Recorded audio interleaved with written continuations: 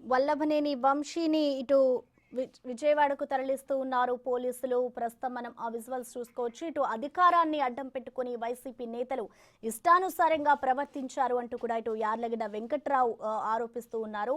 ఇటు ప్రస్తుతం అయితే పోలీసులు వంశీని అరెస్ట్ చేసి విజయవాడకు తరలిస్తున్నారు.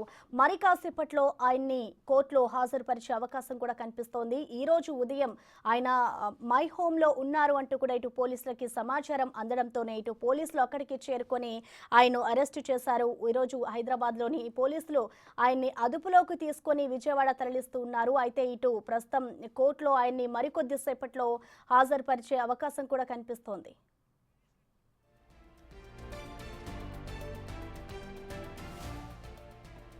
సత్యవర్ధన్ ను వల్లభనేని వంశీ బెదిరించి ఫిర్యాదును విత్డ్రా చేయించారని మండిపడ్డారు టీడీపీ ఎమ్మెల్యే సోమిరెడ్డి చంద్రమోహన్ రెడ్డి.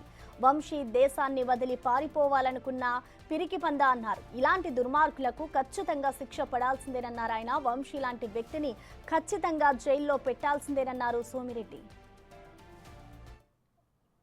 చాలా కొరత రాష్ట్రంలో ఉండే కార్యకర్తలకి. ఎందుకంటే అతను తెలుగుదేశంలో పుట్టి పెరిగి తల్లిపాలు తాగి రొమ్ము గుద్దినోడు.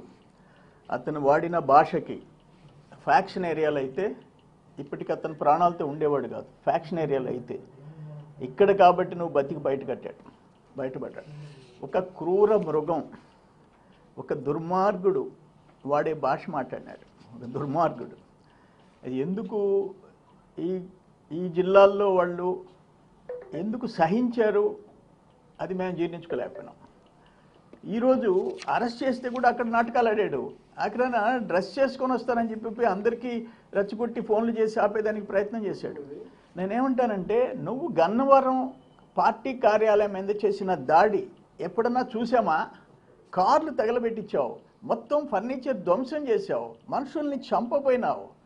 ఆ కేసులో ఈరోజు కంప్లైనెంట్ అక్కడ వాచ్మెన్, ఒక అటెండర్, అతన్ని భయపెట్టి దుర్మార్గంగా విత్డ్రా చేయించేదానికి ప్రయత్నం చేశావు. ఈరోజు ఏమైంది? నీ బతుకు బయటపడింది, బట్టబయలైంది. అయ్యా వంశీ తల్లి గారు, చెల్లి గారు, ఇంట్లో శిక్ష చేయండి అతనికి.